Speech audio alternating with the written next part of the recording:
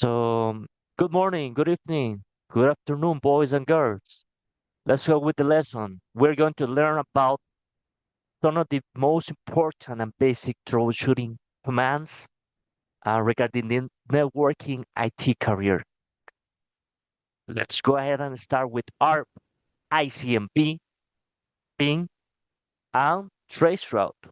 We're going to go over the theory and then do some practical labs, very basic labs. We're not going to go too deep into those labs. We will leave that for later on during the course. So let's start learning. What is ARP, Address Resolution Protocol? The function, it translates IP addresses to MAC addresses within a local network, operates at the data link layer, OSI layer 2. It sends ARP requests, broadcasts, and receives ARP replies, unicast. Essential for communication inside a LAN. A practical example will be, and we're going to do that in a minute. If we go to CMD in our computer, you go to the magnifying glass, type CMD, and then type ARP space -A. It will display the ARP table for a device. You will be seeing something similar to this output: the IP address, the MAC address, and the dynamic, which means the way that our MAC address was learned. So you will see the IP address, the related MAC address to that device, and the dynamic. Dynamic means the way that MAC address was learned in the device. A real life analogy is, for example, if someone is calling you um, by a phone number, who owns this phone number? And that is happening behind the scenes in the in the neighborhood. That is happening in your neighborhood. Basically, if someone just call you, um, I don't know if you guys remember the analog phone numbers where you don't have the smart phones and you have to dial a number and then the operator will send the call to an international country. That's a little bit about how the communication happens. But mainly it's just that broadcast communication happens like, for example, the switch sends to all the computers the communication and is asking, are you there? Are you there? And only the one with the correct ARP MAC address will reply. Usually that MAC address is connected to a specific port, and that's the way that communication happens. We will learn more about the broadcast and how that communication happened later on during the course, but just for you to start becoming familiar with it. At the end of this presentation, I will show you some real examples of this, so do not worry about it. We will cover it. But right now, I want to focus on the theory first, and then move on to the practical part. ICMP, Internet Control Message Protocol. Control protocol used for diagnostics and error reporting works at the network layer, OSI layer 3, used by tools like ping and Traceroute. Common types: echo request, echo reply, destination unreachable. A practical example: if you type in your computer the IP address for the Google server, you send a ping to that 8.8.8.8. And that is something that we will be doing soon in the practical demonstration of this presentation. So do not worry about it. Successful replies confirm communication. Error messages indicate network issues. Real life analogy: sending a letter and getting a receipt back. The ping theory. Okay, so it helps us diagnose a problem. Is a diagnostic tool based on ICMP.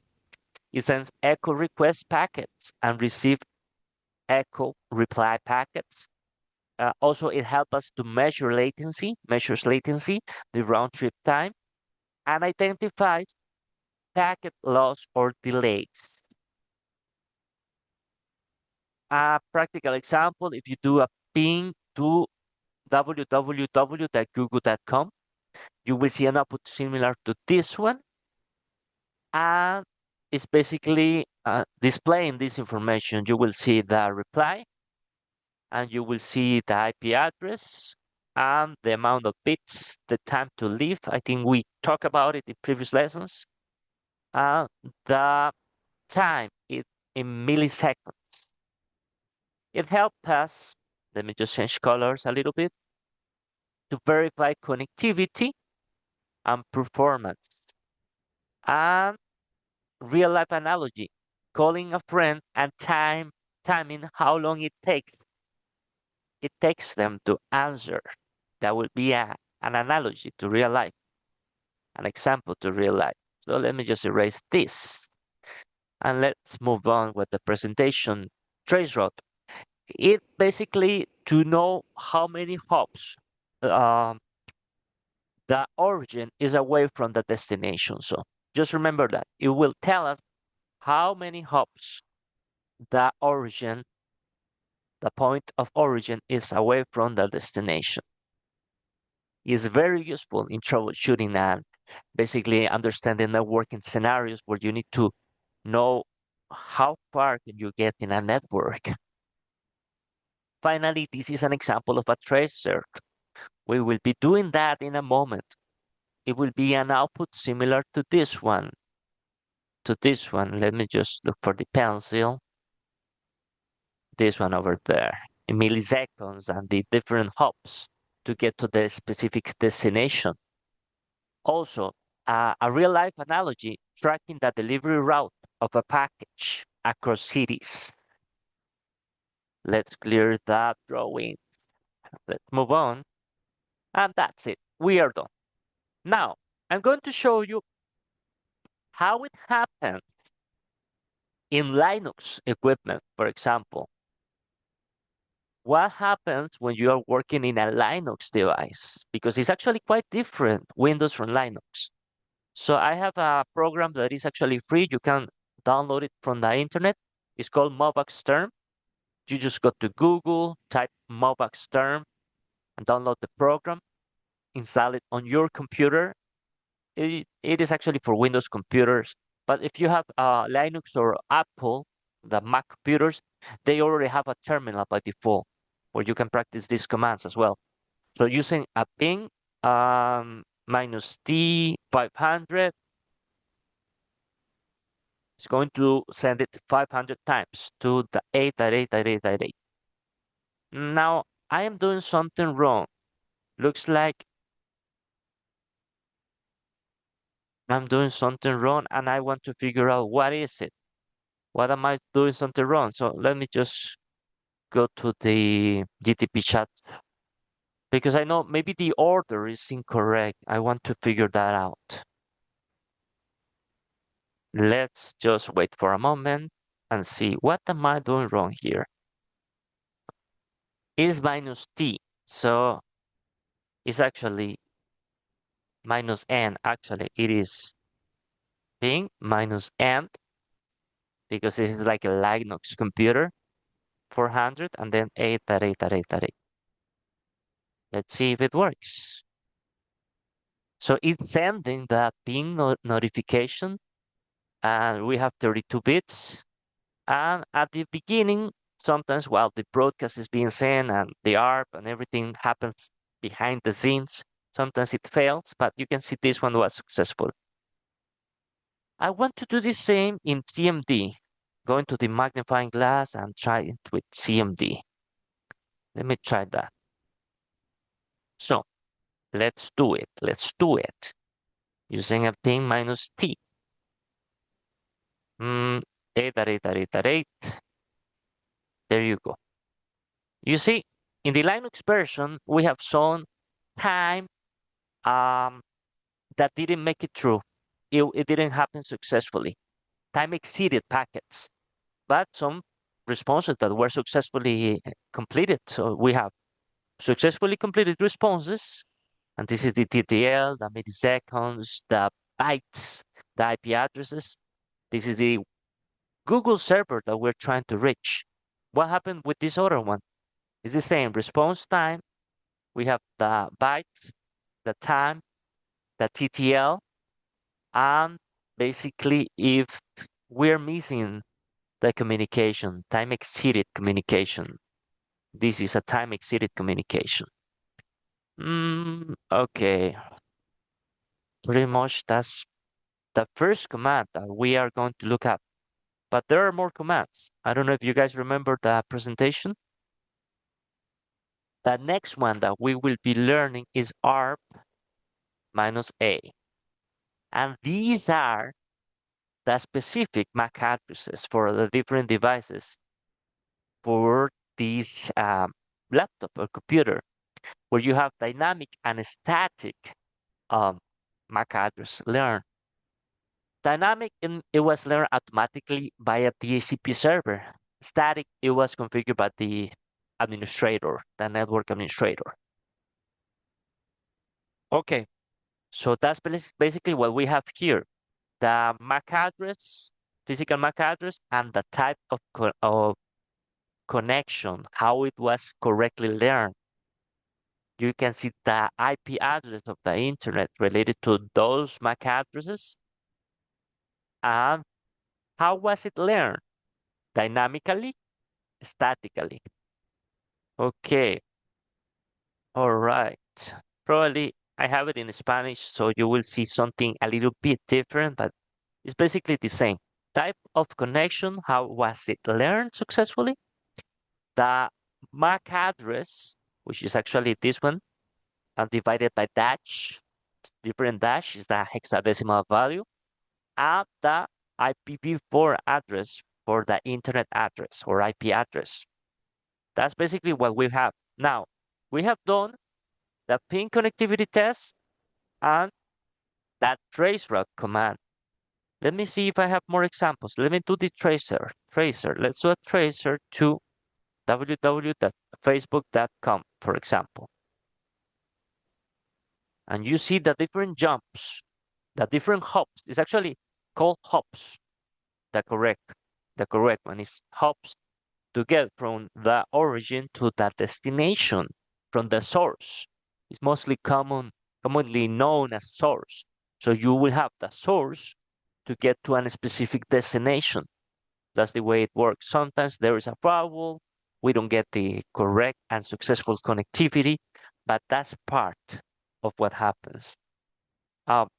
Also, the protocol for ping is uh, is actually ICMP. So just remember that. It helps us to know that the successfully connectivity between source and destination happens. Okay, if you look at this one, what do you see, guys, here? You see the different destinations. You see right now time exceeded. The IP address, we're getting to those different hubs, successfully getting to those specific hubs. It can be internet service providers, it can be a server, it can be a router in the way, a firewall that sometimes blocks the access, and we get these asterisk. So that's basically the first trace route. Okay, so let me just see if I can type there trace route. Trace route is basically what we are doing right now. Now, is there something missing from this? We have learned about traceroute. We have learned, okay, ping. You can do ping to a specific IP address, and you can do a ping to the host, that domain. So let me just close this one for a moment, and let's do that test. Ping to 8.8.8.8. That is the first one we're doing. And you can do a ping to www.google.com, for example. See, it's basically pretty much the same, but first we're doing a ping connectivity test using the protocol ICMP to get to the specific destination. The source is my computer, of course. You have the response time in milliseconds, that time to leave the bytes, and that's basically it. First, we're doing a ping to a specific IP address, and then we are doing a ping to a specific domain, a DNS domain. What is DNS? And we will probably learn about that later on in this course, but what DNS does is domain name server. It translates IP addresses into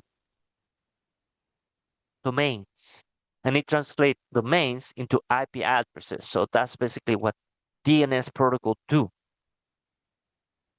Okay, let's just look it up real quick. DNS in CCNA meaning. I want to just double check. Domain name system. Okay, so it's actually domain name system. Let me share with you. So DNS is domain name system, and it's a protocol that translates human-friendly names like www.cisco.com into an IP address like 72.163.4.161. The routers and switches actually use to forward traffic. Think of this as phone book of the internet. So if you have like, I don't know if you guys remember this book with the yellow paper, and you look for all the different phone books and information. It has a name.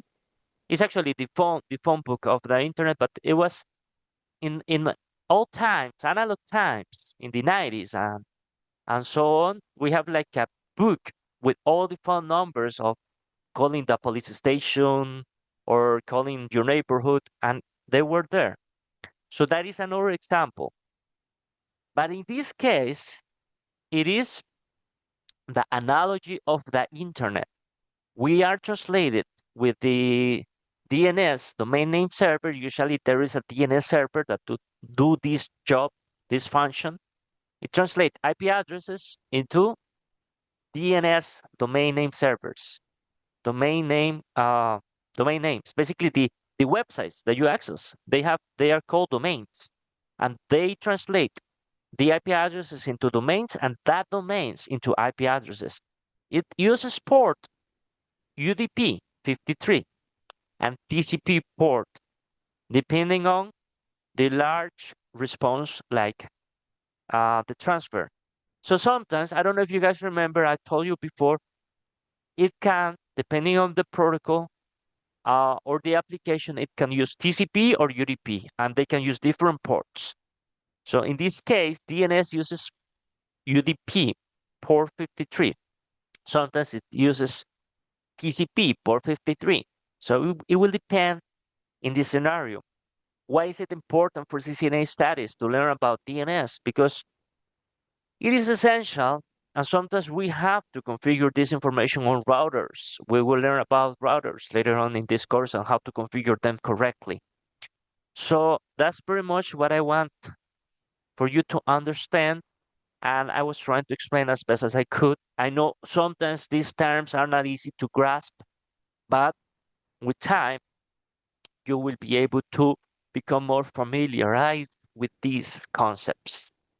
So in short, DNS, the translator between names and IPs, runs on port 53, critical for user experiences, and a favorite CCNA exam topic.